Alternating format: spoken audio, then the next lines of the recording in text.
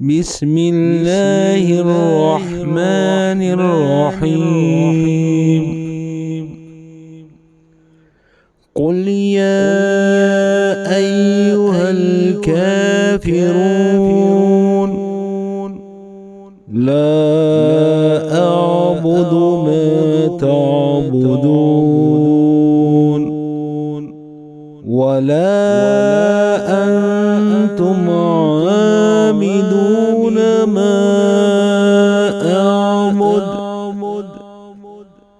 ولا أنا عابد ما عبدتم